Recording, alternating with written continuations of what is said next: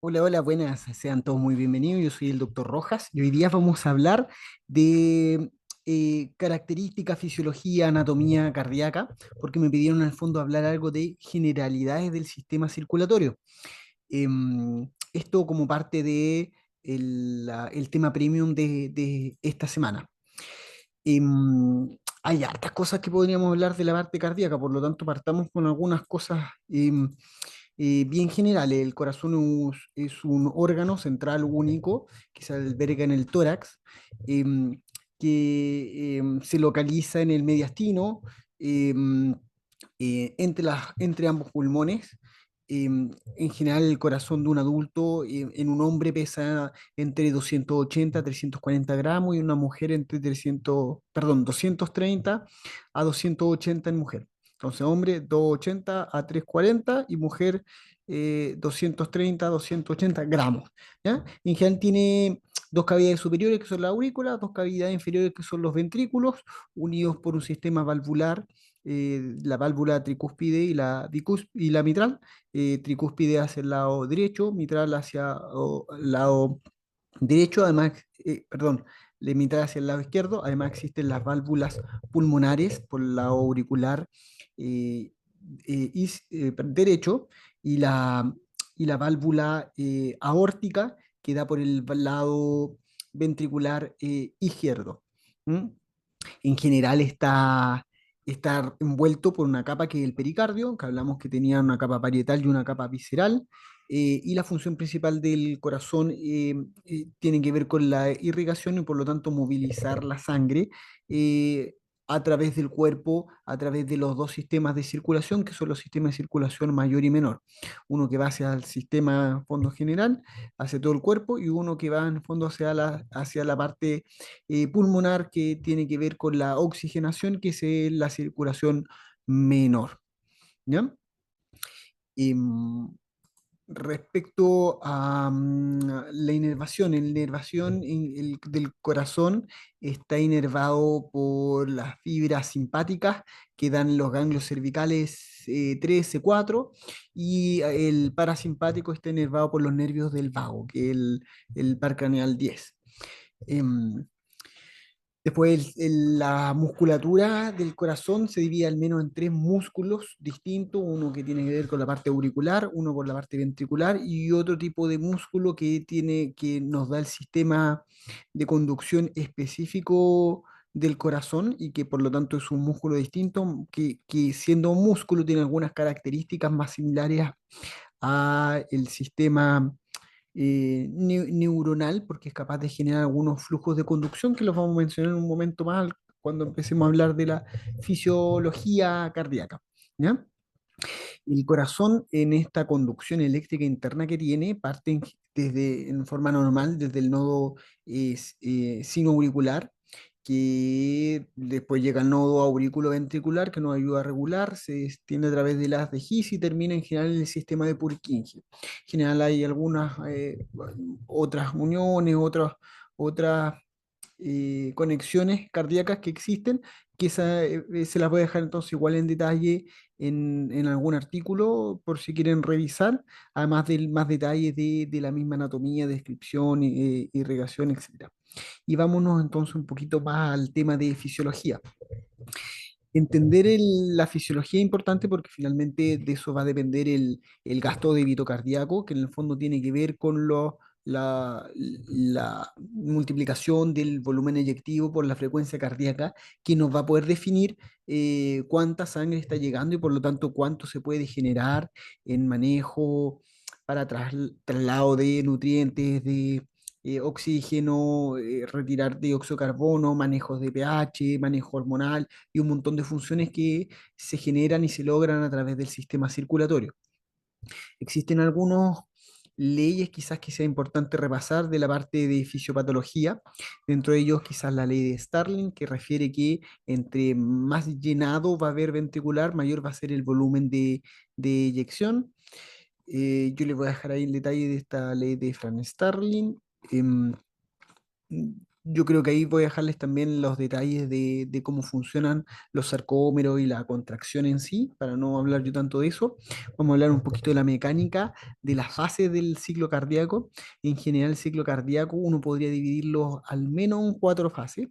La primera fase de llenado ventricular o diástole, que esta es la fase más larga porque ocupa dos tercios del ciclo cardíaco total y es el periodo donde el corazón se relaja y se llena en fondo de sangre. Después hay un periodo de contracción isovolumétrica en el cual el corazón empieza a contraerse y a generar un aumento de la presión del ventrículo hasta generar la apertura de las válvulas sigmoideas que son aórtica y la pulmonar. Esto hace que entre en la tercera fase, que es la fase de eyección. Entonces, junto con la apertura de las válvulas sigmoideas, la aórtica y pulmonar, la sangre se expulsa fuera del ventrículo después de cierta presión de salida de sangre, se cierran estas válvulas y empieza el periodo de relajación isovolumétrica, en las cuales las paredes del ventrículo em, se empiezan a relajar hasta la apertura de las válvulas aurículos ventriculares que permiten luego el reingreso de sangre y llenado ventriculares. Y este ciclo se va repitiendo para mantener en fondo un latido normal. ¿Ya? Hay algunos conceptos importantes de la fisiopatología, hablar del volumen diastólico final, que en el fondo es el volumen que se obtiene en la fase final de llenado, por lo tanto el máximo volumen que alcanza el corazón. El volumen final de fin de sístole o volumen sistólico final, que en el fondo es el volumen que queda en el corazón después de que éste se contrae y hay un tercer volumen que es la diferencia entre estos dos, que es lo que llamamos volumen de eyección, que es cuánto volumen eh, elimina el corazón en cada latido, que más o menos una persona normal de unos 70 kilos es cercano a unos 70 ml por latido. Por lo tanto, una persona que tenga eh, una frecuencia cardíaca de unos 70 latidos por minuto, eliminando 70 ml, más o menos va a eliminar en una hora 4.900 ml, lo que equivalente más o menos a 5 litros por hora, que es lo que el corazón en el fondo eyecta en sangre aproximadamente. De ahí algunos conceptos generales: precarga, poscarga y contractibilidad. La precarga es lo que denominamos como la presión o la tensión ventricular al momento de iniciar la contracción, que está determinada principalmente por el volumen diastólico final y que corresponde se relaciona en el fondo con la presión que genera el retorno venoso.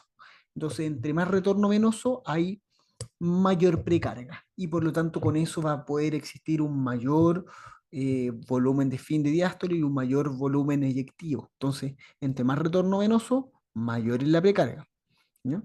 Después, el otro concepto es la poscarga. La poscarga quiere decir la resistencia que tiene que vencer el corazón para poder eh, eliminar o generar este volumen de eyección.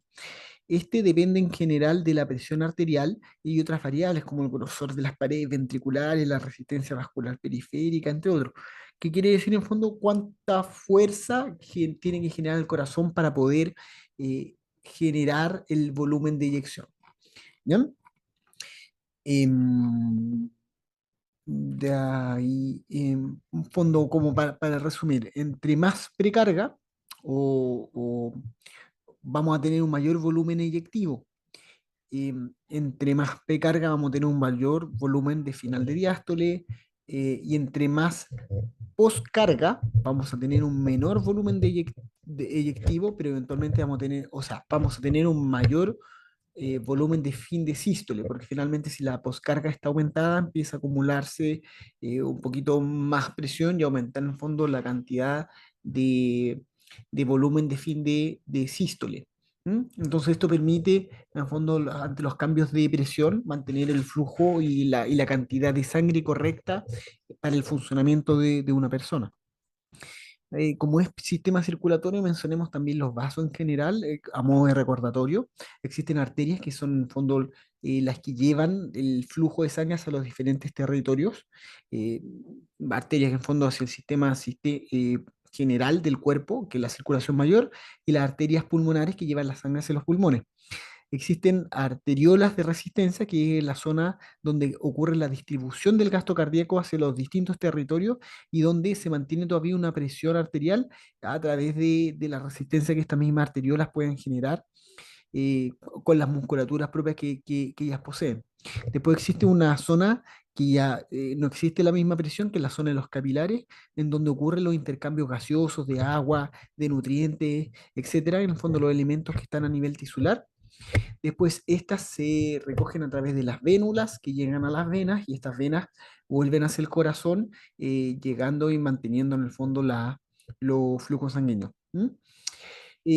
La resistencia al flujo en general está dada por las resistencias de la arteriola, la viscosidad de la sangre y en menor proporción por el resto del sistema circulatorio. Bueno, hay varios conceptos quizás que pudiesen ahondarse, pero yo se los voy a ir mandando. La idea era hacer un resumen de cómo era, cómo funciona el corazón y como algunas nociones básicas del tema de fisiología. Yo voy a buscar ahora algunos artículos que puedan hablar del tema para poder mandárselos y subírselos también en la presentación, ¿ya? Espero que les haya servido ahí el recordatorio del sistema circulatorio y el corazón. Un abrazo, que les vaya súper bien, nos estamos viendo. Chao, chao.